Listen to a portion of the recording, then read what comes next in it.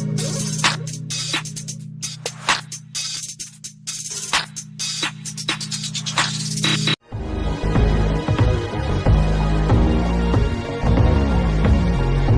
listening to The Trade Gods. What's going on, Player Profiler Nation? Welcome to the latest episode of Trade Gods. I'm your host, Matty Kiwoom, joined by my fellow Trade God brethren, the morning man himself, Mr. Jason Allwine. What is going on, Jay?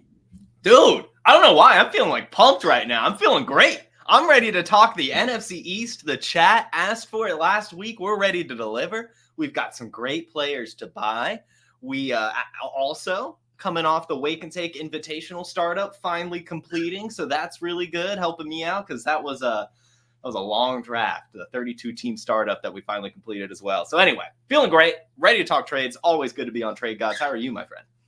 I'm doing great. You know, we got the Patriots jerseys on, but the truth is I got the New England sports jersey on. I had the Celtics jersey on Wake and Take last week, but earlier in the week, the Celtics crowned NBA champs banner 18. I can't imagine waking up and not being a Boston sports fan. That's my 13th championship, damn near 20 championship appearances. It's bananas. But enough about basketball. Like Jason said, we got a fantastic Trade Gods episode lined up today. NFC East. We asked, you guys answered, so that will be the trend. Go ahead and leave in the comments what conference, what division, I should say, you would like to see next. But today, NFC East buys. Yes. Cowboys, Commanders, Eagles, and Giants. Let's get into it. Yep.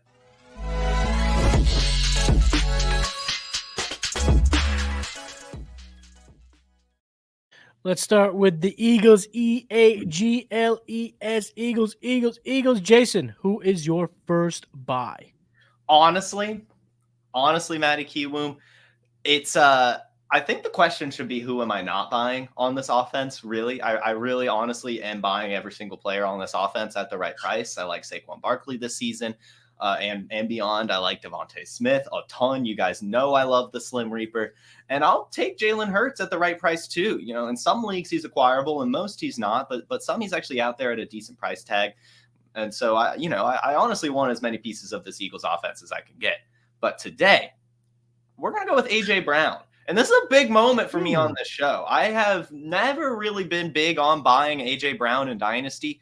But, you know, now the price, I think, is about right. You know, obviously, he's still expensive. We're talking about wide receiver 8 on Keep Trade Cut right now. But, you know, we're talking about also back-to-back seasons where he's been 8th in points per game. 17 this year, 17.6 the year before. Back-to-back seasons with over 1,400 yards. Back-to-back seasons with over 7 touchdowns and 1,700 air yards. And just honestly, a stud. I mean, we're talking about one of the more athletic wide receivers in the league. It's 6 foot, almost 230 pounds, but still runs the sub 4.5. It's AJ Brown. It's AJ Brown, one of the true alphas in the league. Even with Devontae Smith still there, he's going to have some of those massive spike weeks. He's going to be pretty consistent most of the year. I know we've seen the past couple of years some kind of bounce back and forth, but I think he more than makes up for it in his smash weeks. So when I'm looking at his price right now at wide receiver 8, yeah, it's still pricey, but I don't see him going much lower. You know, he's entering his prime, not even quite 27 yet. He's 26.9. So, I mean, obviously he's going to be 27 here pretty shortly, but, you know, that's the wide receiver prime. We're still going to have a couple more seasons. He just signed that massive extension. And there's a few names around him that I think you could either downgrade from Puka Nacua or Garrett Wilson. Or, I mean, if you have a Malik Neighbors, a Chris Olave, a Jalen Waddle, a Tyreek Hill, and maybe even down to Brandon Ayuk, you don't have to add too much to get him anymore. And I remember even last year, it almost took a CeeDee Lamb, Justin Jefferson, Jamar Chase to get a seat at the A.J. Brown table. That's not quite the case anymore, but he's still an athletic freak with a massive ceiling. And so I'm buying into him this year and probably a little bit longer too. Kellen Moore projects to bring a more fast pace, a little passing heavy type offensive attack, which is why I think you saw them extend both AJ Brown and Devontae Smith. Mm-hmm. How much do you see though, Jason? Do you see the dynamic between Barkley, who can obviously catch the football, Dallas Goedert coming back healthy? Do those players factor in to your decision on buying Brown, or is there just going to be enough pass attempts to go around that even with those playmakers, AJ Brown's a clear buy? Yeah, I think that I'm fine with this either way. I think that either way, with you can look at his 2022 season, with and AJ Brown still had 88 receptions, 146 targets with a Dallas Goedert out there, and last year he obviously still had some of his spike weeks with Dallas Goedert. Saquon's of course going to take some volume, but let's not discount. I mean, Kenneth Gainwell and DeAndre Swift had a ton of targets last year too. I think all the running backs on the Eagles, if I remember correctly, totaled up to 93 total targets. So that's still plenty of targets that went to running backs last year. And then, of course, AJ Brown still, I think, should get at least 130 targets on a high octane offense. So I'm still going to be buying into him. Now, I don't think he's going to rise much further. I think this is more of I don't see him going much further. And this is an opportunity to get just one of the true alphas at your wide receiver position, entering the prime of his career. Also in the spot too, he's a nice, like you mentioned, nice tier down candidate for sure. The guy I'm going to talk about a little bit less expensive. You went high scale, I went a little bit cheaper, but I'm going to go with backup running back Will Shipley. Okay. He was drafted this year in the 4th round, so he went in that cluster of the rookie running backs. Sub 4.4 at his pro day, and he's getting a lot of buzz so far in minicamp. Some are already expecting that he pushes aside the likes of Kenneth Gainwell before we even get into training camp. So with him theoretically sliding in to running back number 2 in this depth chart, his value is just going to skyrocket. And right now, I mean, you're able to get Will Shipley here for let's call it a round 3 in a lot of rookie drafts. But again, he's got the nice size, 5'11", 206. In this offense, I think he can produce let's call it a DeAndre Swift light if there were to have an injury to Saquon Barkley. And not just 21 years old. This guy's going to potentially be a factor in this running back reviews to come. And I think now presents a nice little buying window, a nice little price. If you look at market indicators such as PlayerProfiler's lifetime value score, you can put together a package of Keaton Mitchell plus Treylon Burks or Jalen Hyatt. Or if you want to do a 1-for-1, if you have a Mike Williams on your bench, those market indicators suggest you can get Will Shipley for either of these deals. So this price, this player, this situation, Will Shipley is a buy for me. Any thoughts on Will Shipley going to his rookie year, Mike? Yeah, I don't know why I thought he was older, but yeah, you're right. 21.8. That's pretty solid. And he didn't even do the combine, guys. We're looking at his high school metrics on Player Profiler, and still a 4.42 40-yard dash coming out of high school and a 90th percentile speed score. And this is a guy who is literally a receiving back, or at least has some pretty solid receiving chops. So I do think that he's going to beat out Kenneth Gainwell. And Saquon Barkley hasn't been the picture of his health really throughout his entire career. And while I do think that this is a poor landing spot for Will Shipley in the near future, if injuries fall his way or just, at the end of Saquon Barkley's contract, I think he does probably earn himself a pretty big role, especially with him not even being 22 yet. And they do have an out on Saquon Barkley's contract after 2025, which actually could be pretty solid, a 2-year rental for Saquon. Bring in that Will Shipley, and this guy, he steamed up heading into the draft. People were all over Will Shipley heading into the draft, and he got a bad landing spot. But I would put quotes around that because yes, Saquon Barkley's in the way, but not much other than that. And if Saquon wasn't there, this is an incredible landing spot for a running back. It's a really good offense. So I like the buy, especially at the discount right now. Not going to say I have high expectations for him in year 1, and I don't think you have the same either, but certainly a good price tag with a nice ceiling and profile. Almost every single running back in this class went to a situation where they're going to have competition for touches. So right. I'm not going to take that much away from Will Shipley, and it sounds like you like him in the long term too, so he's a clear buy. Next team in the NFC East that we're going to talk about, Mr. Allwine, is the Washington Commanders. New head coach, new team builder, new quarterback. A lot of buy candidates to go around. We're both talking about wide receivers, though. You're going to go with the rookie, Luke McCaffrey. Why should people be buying Luke McCaffrey? Yeah, so I mean, one, he's going to be eligible for your taxi squad in most leagues that have them, but also I think that you might not even really need him to be on your taxi squad. We're starting to hear some really good reports from him outside of camp. He impressed heavily at OTAs, and he is reportedly making a huge connection with Jaden Daniels. And that's coming from Daniels himself. He said in last week's camps, the mandatory camps, that him and Luke McCaffrey were actually coming in at 5:45 every single day, hours early, to go through film together and to get some extra reps together and extra walkthroughs and stuff. And they drafted him, the Commanders, in the 3rd round. And I don't think many of us expected him going that high, but just the family pedigree on top of a decent Senior Bowl and Combine performance really led to that. He's only 23 years old. He's a former quarterback, so he kind of understands route running and just defenses in general. And 6'2", 200 pounds, son of Hall of Fame Ed McCaffrey, brother of Christian McCaffrey, 4.46 40-yard dash. I think he had the best 3-cone drill out of all the wide receivers. If not, he was top 3, 96 percentile agility score. So yeah, this is a player I want to buy into before it's too late. He's super, super cheap right now at wide receiver 75. He's going in the 3rd or 4th round, and he went undrafted even in the Trade Gods League. I picked him up on waivers. I think things have gone up a little bit since then, but still, either way, buying into Luke McCaffrey in even redraft purposes too. I want this player. The connection of Jaden Daniels right now that's starting to establish is really, really drawing me to it. That's what we heard with Tank Dell and CJ Stroud. That's what we heard from Josh Downs. Just that extra reps with the quarterback leads to more targets on the field. And he is pretty easily going to a team where they need a wide receiver 3. That slot option is perfectly available for him, and I think he's going to snatch it. So I want Luke McCaffrey before it's too late. I'm not a huge buyer right now for redraft purposes, but in Dynasty, I love your call buying. I think it comes in a nice up price tag.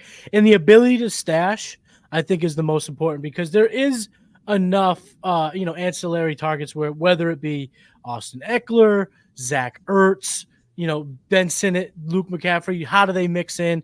But being able to stash a guy like Luke McCaffrey, for me, makes it super enticing to get him on your team. It's a fine move to do right now. The guy I'm talking about, the wide receiver I'm talking about, is Terry McLaurin, the veteran on the team. We've seen Terry McLaurin be a producer at the NFL level for 5 seasons. Only 1 year in his career he's been under 1,000, and it was at 919 his rookie year.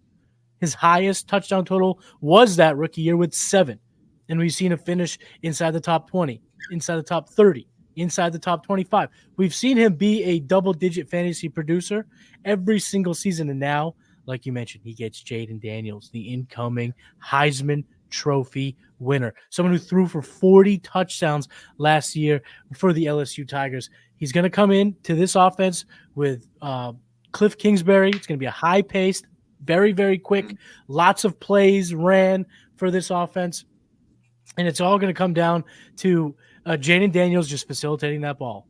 It's going to go to Luke McCaffrey. Could go to Jahan Dotson deep. Ben Sinnott. We'll see if Zach Ertz has anything left in the tank. But what I know for sure is that McLaurin will be the number 1 target getter. He will have the highest target share in this offense, and he's not really a long-term asset. But if I fancy myself a contender in 2024, I am absolutely knocking on the door to get me some Terry McLaurin. Back-to-back 17-game played season. Love seeing that. And right now, these are 3 deals that I would make. The first one is basically a combination of young talent. So let's say Michael Wilson plus either Roshan Johnson or Rico Dowdle. So we're talking short-term running backs, maybe a long-term young receiver, a 2024 round 2. Give me Terry McLaurin over a mid to late 2024 round 2. And I think in a straight-up swap, if you got some running back depth, and you got a running back 3 or 4 in your team, like a Javonte Williams, a Brian Robinson, Zach Charbonnet, I'm looking to make that move to trade one of those running backs to get me Terry McLaurin as a wide receiver 3 flex play, because I think we see his quintessential breakout season. I was a guy that preached DJ Moore playing with bad quarterbacks, being a good receiver for years. Once he got that improvement, ever so slight, he broke out. And I see the same thing happen for Terry McLaurin. Any thoughts on McLaurin and any other Commanders? Because there is a lot to talk about with this new offense.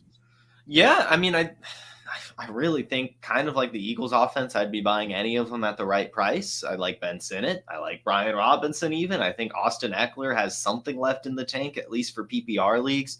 And Jahan Dotson is a very, very interesting year 3 breakout candidate. We saw a pretty spectacular rookie season from him. And I think that Sam Howell's kind of departure from the team and then also not even having a competition at Seattle kind of shows that while he did end up with a ton of yards, he really couldn't sustain a second option for fantasy purposes. So, I think that there's tons of value to be had really all over.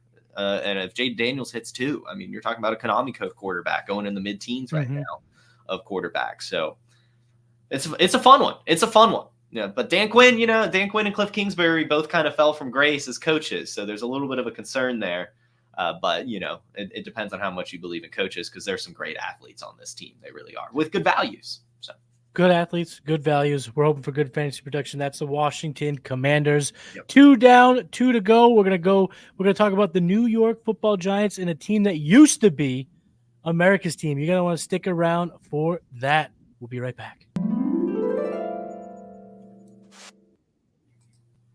This episode is brought to you by PlayerProfiler, the Dynasty Deluxe package. The rankings are the best in the industry. It includes strategy mode where you can say, hey, change the rankings to be win now. Oh, change the rankings to be productive struggle. There's also a draft planner to help strategize where you should take players because the draft planner also includes ADP. There's a trade finder where we look up on My Fantasy League and we see trades that are done, including a particular player. Then there's a trade analyzer where you can plug in draft picks, players, and we assign a lifetime value to draft picks out 5 years. The best thing about our trade analyzer, it can't be gamed with volume. And there's mock draft data to see right now what's the market for player X versus player Y, including in the fall when very few mock drafts are happening. And our Dynasty guide, the Dynasty Dominator, would cost you $10 on Amazon, but you get it for free with Dynasty Deluxe, and you get our rookie guide for free, a $25 value. So you get all of that for $45. So it's a great deal.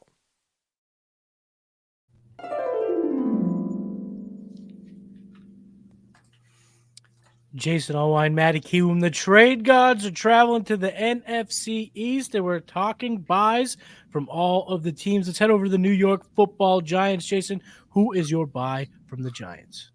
This is a tough one. This was a tough one to figure out because not necessarily I'm buying everyone on the Giants offense, but I think there are cases to be had for a lot of the You're very players. optimistic today, Jay. You're very optimistic. Well, it's like I'm not saying I'm actually going out to acquire like sure, you can argue for Wan'Dale Robinson and you can make the arguments for, Daniel Bellinger and Theo Johnson with Darren Waller gone, but do we really feel that great about it, even how cheap they are? Like at the end of the day, they're probably just going to be bench cloggers more than likely, as much as I like those players. But there's one guy that's starting to generate some buzz that is also super cheap that, kind of follows the trend of a successful running back in the NFL, and that's Tyrone Tracy Jr. This is a guy that you've actually been on for quite a while now, even heading into the draft. This is a wide receiver turned running back. He runs that 4.48 40, but he's got really good size at 5'11", 210, really good agility in the 96th percentile, 93rd percentile burst as well. He's coming out of Purdue and just has the receiving chops, really. And we're hearing already from Giants camps that he is working with the first team and already fighting for that receiving back role, the third down role on this offense against Devin Singletary. And, Devin Singletary's been good. I still don't think that Tyrone Tracy will be able to take the backfield from him. But, this is also an offense that just lost Saquon Barkley. And, of course, they're not going to try to force feed a Saquon Barkley type volume into the offense, but that's still a philosophy that they're used to. So I'm sure they're going to use their running backs as pass catchers. Devin Singletary is a decent one. And Tyrone Tracy is a very good one at running back 54 price tags right now. We hear the drumbeat for rookie running backs, especially like kind of in the later rounds are undrafted almost every offseason.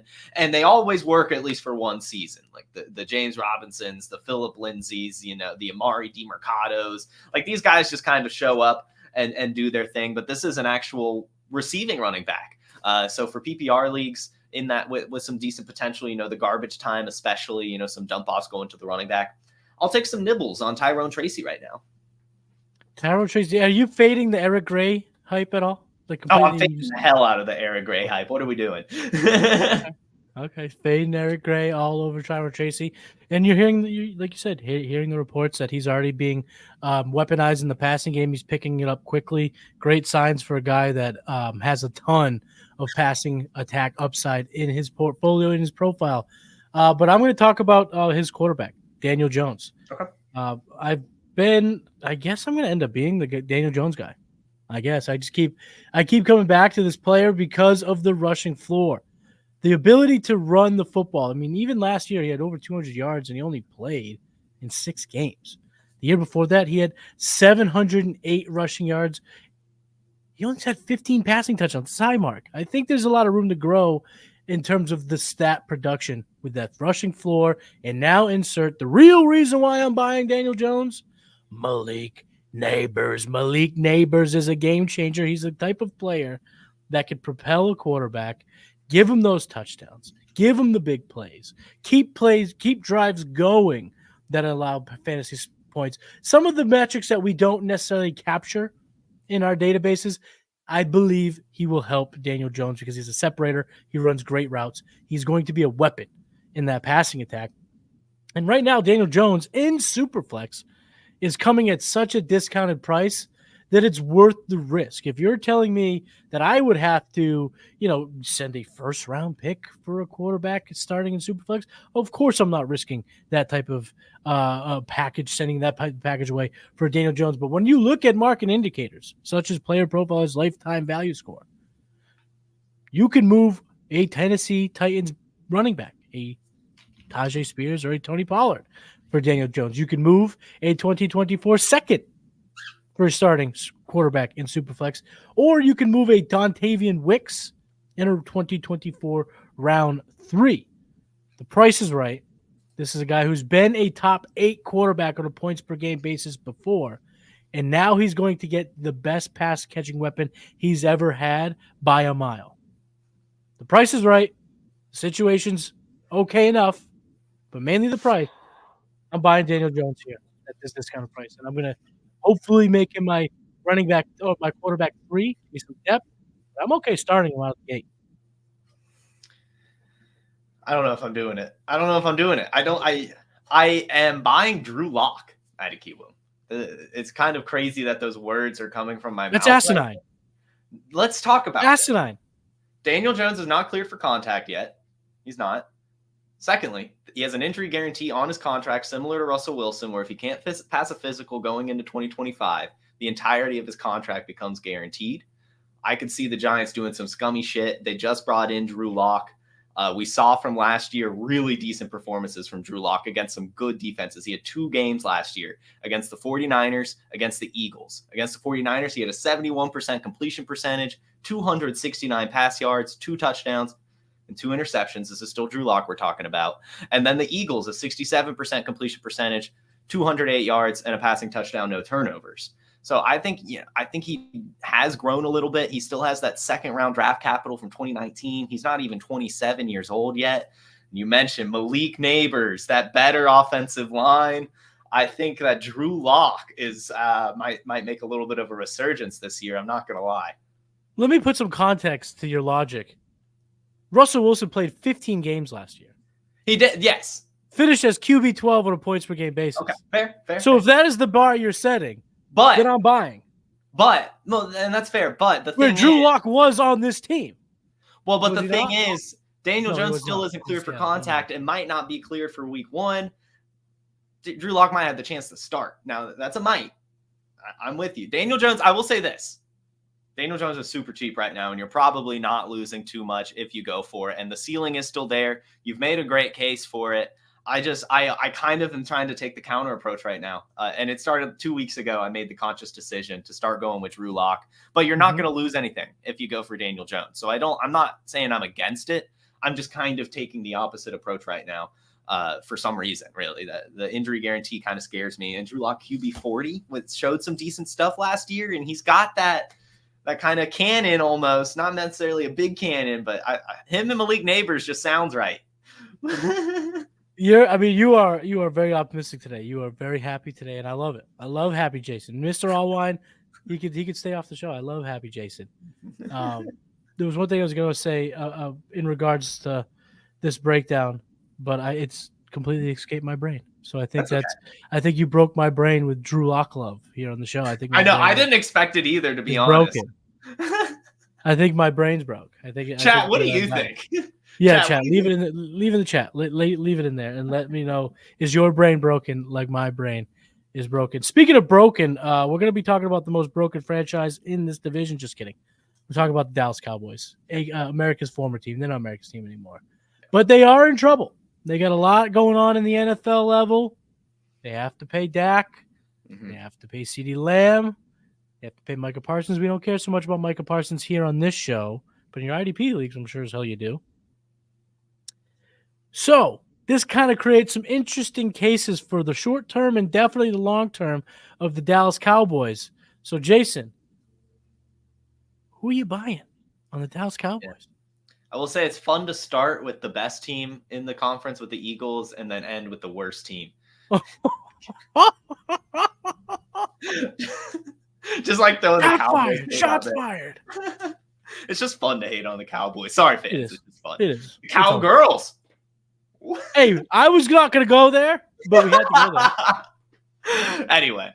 Anyway, guys, to be frank, to keep it quick, I've got 2 buys for you. 1 by Trey Lance, but the real buy is Ryan Flournoy, the wide receiver 2 for this team by the end of the year. Brandon Cooks is there, but he is cooked. And Ryan Flournoy is a very athletic wide receiver. In fact, his relative athleticism score was a 9.89. That is the 38th highest athletic score from the Math Bomb on Twitter, going back to 1987. Super athletic, 4.44 40-yard dash at 6'1", 200 pounds. He just came out of Southeast Missouri State, led them in receiving both years, got conference, kind of awards. He was on the Athletics free college football freaks list. He has a 3.9 GPA. His head coach called him one of the hardest workers he's ever had.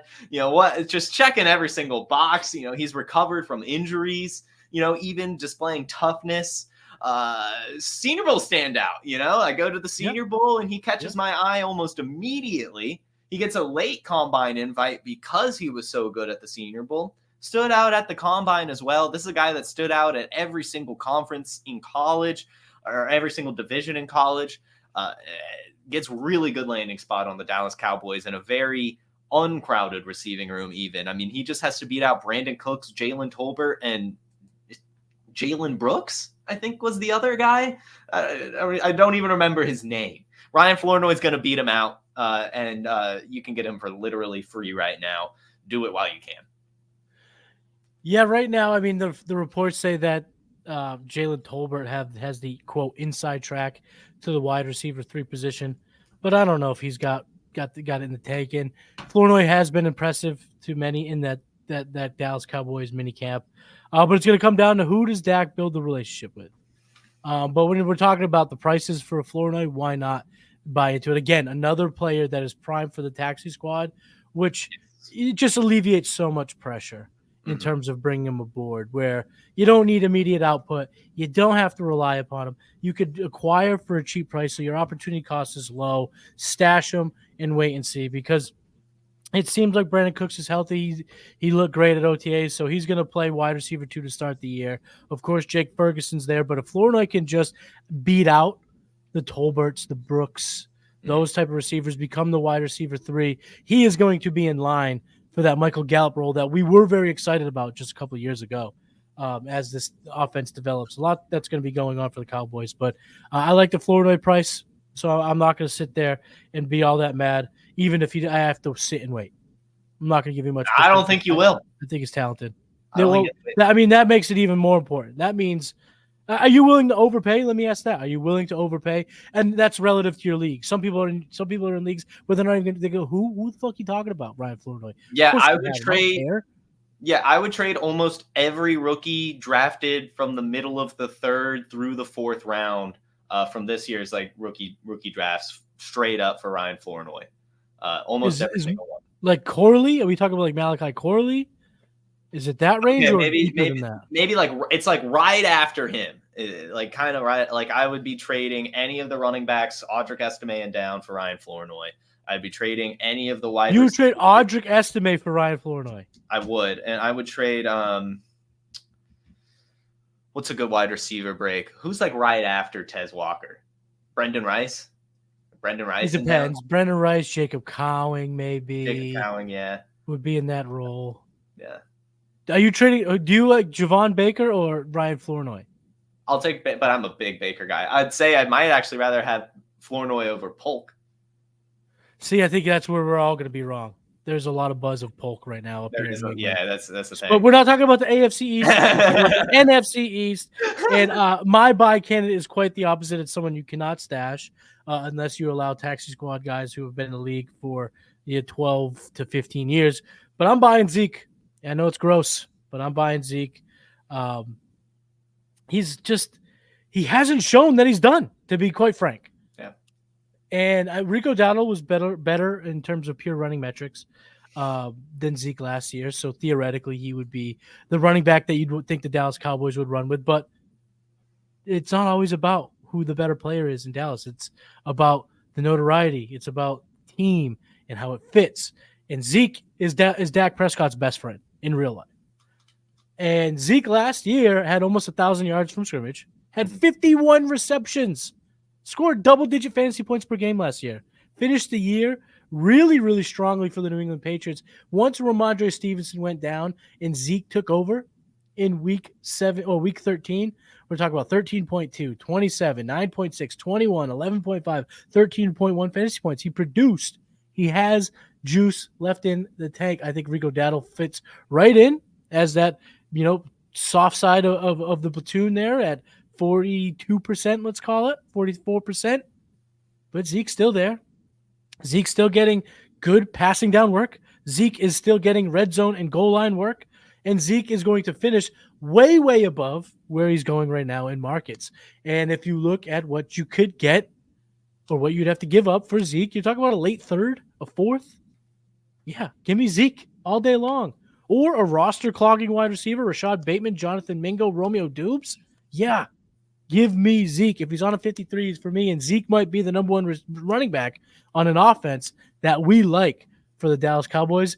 And again, the opportunity cost is so low, I'm not worried about it. And I guess looking through the show notes here, your boy's shopping in the bargain bin on this week's episode of Trade Gods. I'm going bargain bin NFC North and NFC East buying. Yeah. Daniel Jones, Zeke, Will Shipley. I was going cheap there. But that's it. That's the NFC East, my friend. We tackled all four teams. That's the Eagles, the Commanders, the Giants, and the Cowboys. Yeah. Go buy these players. Jason, let the people know what you're working on, where they can find you. Yeah, you can find me here on the Player Profiler, media channels, wherever you're watching, YouTube, Facebook, Instagram, Twitter, every Monday through Friday at 10 a.m. Eastern for Wake and Take, breaking down the news or whatever other fantasy football topics I feel like talking about that day. And you can follow me on social media at JFootballWine, wherever you get that. And then, of course, just make sure you're following and subscribing to Player Profiler and Player Profiler News on both YouTube and all your social media channels as well. Listen to the man. Subscribe to the Player Profiler YouTube channel and the Player Profiler News YouTube channel. Like this video. Leave a comment. Where are we going next? What division do you want to hear about next? Are we going to go out west? Are we going to go south? Leave it in the comments. Let us know where we're going next week. And maybe we'll have a TGIF trade of the week for you next week, but we will see. You can find me on X at Matty Kiwoom, here at Player Profiler, Trade Gods, the Game Plan, Blue Chips, Futurecast, and the Hurdle. And if you just can't get enough, head over to the DraftRankings.com. He's Jason Allwine. I'm Matty Kiwoom. We are the Trade Gods, and we will see you next week. Peace. From the Podfather to you, I deeply appreciate you tuning in. And many ask, what can I do? What can I do to help support the hosts, the research they do, the production costs? Go to playerprofiler.com, Dynasty Deluxe, World Famous Draft Kit, Rankings, DFS Dominator, and of course, data analysis. Subscribe to any one of those, and you support all of us and take Player Profiler to the moon.